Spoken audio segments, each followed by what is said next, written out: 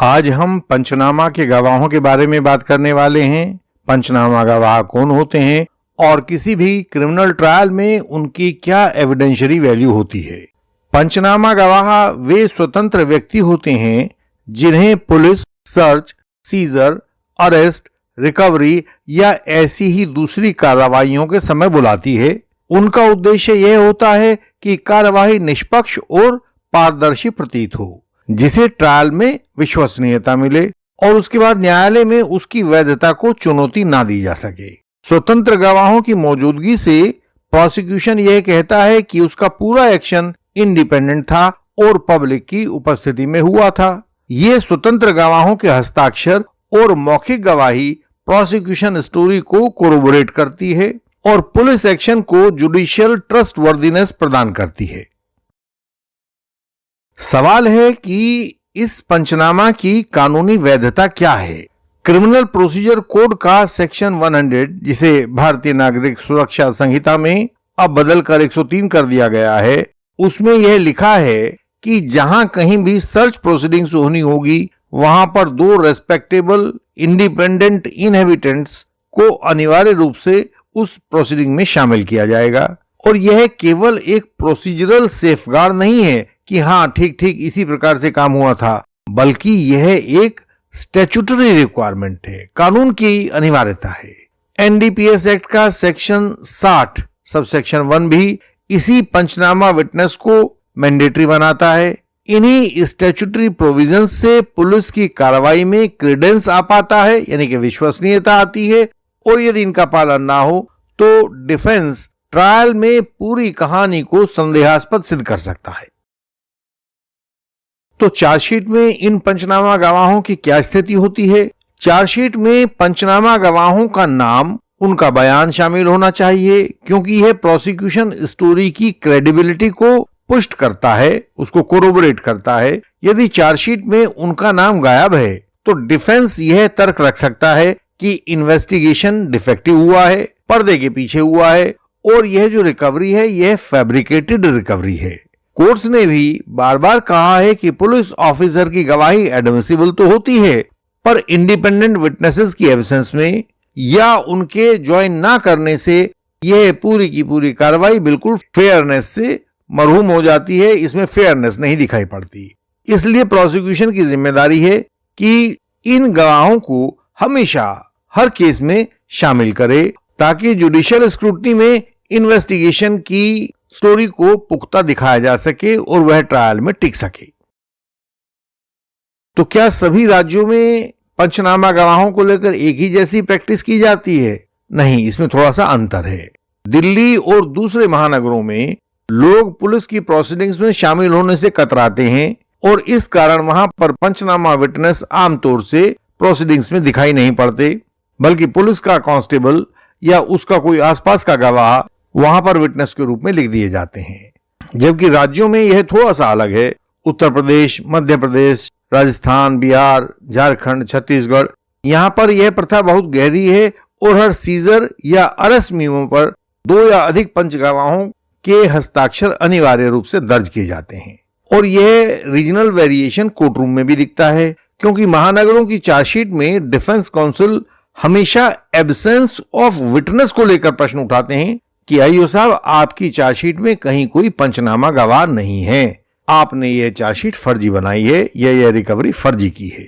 जबकि जो राज्यों के डिफेंस काउंसिल होते हैं वहां पर स्टॉक विटनेसेस की बात की जाती है और उनके पंचनामा में शामिल होने को स्टॉक विटनेस कहकर उनकी क्रेडिबिलिटी को चैलेंज किया जाता है कि आप तो बिल्कुल विश्वसनीय नहीं हो, पिछले केस में भी थे और इस केस में भी हो। और यह बात आपको भी अपनी वकालत में ध्यान रखनी चाहिए कि चार्जशीट में पंच गवाहों की क्या स्थिति है नहीं है, वही गवाह बार बार घूम के आ रहे हैं या नए हैं।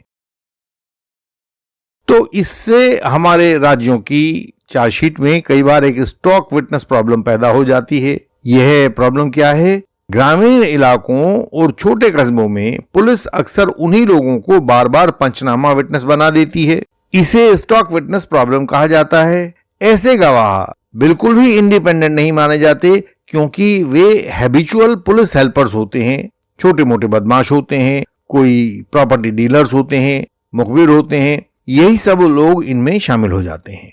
वहां के लोकल एडवोकेट्स उनका रिकॉर्ड अपने पास रखते हैं और कोर्ट में दिखा देते हैं। गवाह से पूछते हैं कि तुम यहां भी गवाह थे और वहां भी गवाह थे, हर जगह कैसे गवाह हो जाते हो भाई। क्रॉस एग्जामिनेशन में जब डिफेंस यह पैटर्न दिखाता है तो प्रोसिक्यूशन की स्टोरी की विश्वसनीयता को गहरा आघात लगता है। सुप्रीम कोर्ट ने भी कहा है कि हैबिचुअल विटनेस की गवाही कोरोबोरेशन के लिए बिल्कुल कमजोर हो जाती है और ब्लाइंड रिलायंस किया जाना बिल्कुल भी न्याय संगत नहीं है। तो इलेक्ट्रॉनिक पंचनामा और सेक्शन 65B या जो अब नया बन गया है 63 BSA, इनमें क्या स्थिति है? आजकल के मॉडर्न टाइम में पंचनामा फोटोग्राफ, CCTV फुटेज और दूसरे इलेक्ट्रॉनिक एविडेंस के साथ इलेक्ट्रॉनिक रिकॉर्ड के साथ प्रस्तुत किए जाते हैं। एविडेंस लॉ के अनुसार ऐसे इलेक्ट्रॉनिक रिकॉर्ड्स को एडमिसिबल बनाने के लिए सेक्शन 65B एविडेंस एक्ट का सर्टिफिकेट जरूरी है। अब यह सेक्शन 63 BSA हो गया है। यदि प्रोसिक्यूशन के द्वारा यह सर्टिफिकेट दाखिल नहीं किया गया है तो इलेक्ट्रॉनिक पंचनामा एडमिसिबल नहीं माना जाएगा। हमें मुंबई का एक केस याद है जहां पर पूरा का पूरा जितना भी इलेक्ट्रॉनिक जब्ती हुई थी वो पंचनामा गवाहों को तोड़कर ही हमने हासिल की थी। इस सर्टिफिकेट डेफिशिएंसी को उजागर करके ही डिफेंस रिकवरी की जेन्युइननेस पर प्रश्न उठाता है। इससे प्रोसिक्यूशन की एविडेंशियरी वैल्यू बिल्कुल रिड्यूस हो जाती है, कम रह जाती है और ट्रायल का आउटकम बिल्कुल बदल जाता है, आरोपी को लाभ मिलता है। तो सवाल है कि केस के प्रूफ और डिसप्रूफ में इन पंचनामा गवाहों का क्या योगदान रहता है। प्रोसिक्यूशन स्टोरी में पंचनामा विटनेस कोरोबोरेटिव सपोर्ट प्रदान करते हैं और रिकवरी जेन्युइन मालूम पड़ती है। लेकिन यदि वही विटनेस होस्टाइल हो जाएं और साफ कह दें कि वे मौके पर उपस्थित ही नहीं थे तो प्रोसिक्यूशन की पूरी कहानी ध्वस्त हो जाती है। डिफेंस काउंसिल इस कॉन्ट्राडिक्शन को उठाकर रीजनेबल डाउट वहां कोर्ट के अंदर प्रूव करते हैं कि देखिए साहब ये तो बहुत डाउटफुल है। इस प्रकार पंचनामा विटनेस प्रोसिक्यूशन केस के लिए मजबूती और डिफेंस के लिए कमजोरी दोनों बन सकते हैं और यदि मामला पलट जाए तो ये बिल्कुल उलट जाते हैं, यानी कि प्रोसिक्यूशन के लिए कमजोरी बन जाते हैं और डिफेंस के लिए मजबूती बन जाते हैं और इसी तरह से ट्रायल का आउटकम इनसे प्रभावित होता है। तो अब बिल्कुल ठेठ सवाल आता है कि यदि पंचनामा गवाह होस्टाइल हो जाएं तो इसका क्या लीगल प्रभाव होगा। होस्टाइल पंचनामा गवाह की गवाही को पूरी तरह से रिजेक्ट नहीं किया जाता है। सुप्रीम कोर्ट ने यह स्पष्ट किया है कि होस्टाइल विटनेस की गवाही के यूजफुल पार्ट्स को प्रोसिक्यूशन के द्वारा उपयोग किया जा सकता है, लेकिन डिफेंस हॉस्टिलिटी को इस तरह से प्रस्तुत करता है कि यह रिकवरी मात्र पुलिस की एक बाजीगरी बनकर रह गई है। कोर्ट रूम में पंचनामा विटनेस की हॉस्टिलिटी डिफेंस के लिए बहुत लाभकारी रहती है क्योंकि इससे प्रोसिक्यूशन की क्रेडिबिलिटी संदेह के घेरे में आ जाती है और एविडेंशियरी चेन इनकम्प्लीट साबित होती है। पंचनामा गवाहों की हॉस्टिलिटी प्रोसिक्यूशन के लिए एक बड़ा धक्का होती है और डिफेंस के लिए एक बहुत बड़ा अवसर होती है। तो सवाल यह है कि सुप्रीम कोर्ट ने इस बाबत क्या कहा है। तो हम सुप्रीम कोर्ट के कुछ जजमेंट्स को भी देखते हैं। State of Punjab versus Baldev Singh AIR 99 supreme court 2378 में कॉन्स्टिट्यूशन बेंच ने NDPS एक्ट की प्रोसीजरल सेफगार्ड्स के ऊपर बहुत जोर दिया था और ये कहा था कि रिकवरी की सैंक्टिटी तभी बन सकती है जब स्टैट्यूटरी रिक्वायरमेंट्स का पालन हो। यदि स्टैट्यूटरी रिक्वायरमेंट्स को धता बताकर तब बिना पंचनामा गवाहों की रिकवरी की गई है तो वह रिकवरी मानी नहीं जाएगी। एक और केस था Rohtas Kumar versus state of Haryana का। उसमें भी सुप्रीम कोर्ट ने स्पष्ट किया था कि कॉन्ट्राडिक्शंस और होस्टाइल टेंडेंसीज को पूरी तरह से डिस्कार्ड नहीं किया जा सकता है और गवाही में से जो ये पंचनामा के लोग होते हैं इनकी गवाही में से यूजफुल हिस्से को एडमिसिबल माना जा सकता है। वह प्रोसिक्यूशन के मतलब का है तो प्रोसिक्यूशन इस्तेमाल करे और डिफेंस के मतलब का है तो डिफेंस इस्तेमाल करे। एक और केस था Mukesh Singh versus state, narcotic branch of Delhi का था। ये 2020 का केस था। इसमें यह निर्णय हुआ था कि पुलिस ऑफिसर भी एक कॉम्पिटेंट विटनेस होता है, वह गवाही दे सकता है, लेकिन इंडिपेंडेंट विटनेस ट्रायल में विश्वसनीयता और फेयरनेस को ला देते हैं। यदि उस पूरी की पूरी प्रोसीडिंग्स में इंडिपेंडेंट विटनेसेस भी शामिल हैं तो इससे पूरी कार्रवाई की प्रोसीडिंग्स काफी बढ़ जाती है। इन प्रोसीडिंग से, इन जजमेंट से यह स्पष्ट है कि इंडिपेंडेंट पंचनामा विटनेस ट्रायल के एविडेंशियरी बैलेंस को निर्णायक रूप से प्रभावित करते हैं। यदि वे प्रोसिक्यूशन के केस को सपोर्ट करेंगे तो प्रोसिक्यूशन को फायदा होगा, और यदि वे वहां से अपनी गवाही से हिल गए तो इससे डिफेंस को फायदा होगा। तो सवाल है कि डिफेंस काउंसिल की क्या स्ट्रेटेजी होनी चाहिए। डिफेंस काउंसिल को क्रॉस एग्जामिनेशन में यह एस्टैब्लिश करना चाहिए कि जो पंचनामा गवाह यहां प्रस्तुत किया जा रहा है वह वास्तव में इंडिपेंडेंट नहीं है बल्कि स्टॉक विटनेस है।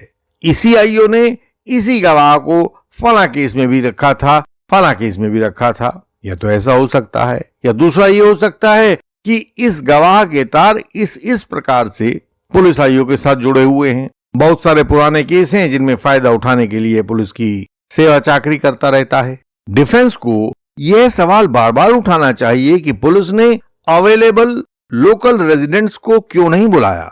यदि इलेक्ट्रॉनिक पंचनामा सेक्शन 65B एविडेंस एक्ट या 63 BSS सर्टिफिकेट के बिना पेश किया गया है तो उसकी एडमिसिबिलिटी को भी चुनौती देनी चाहिए। ये डिफेंस का प्रमुख काम है और ये देखना चाहिए पूरी फाइल में कि ये सब चीजें हैं या नहीं है। मेमोरी टेस्ट के प्रश्नों के द्वारा यह दिखाया जा सकता है कि विटनेस मौके पर मौजूद नहीं था।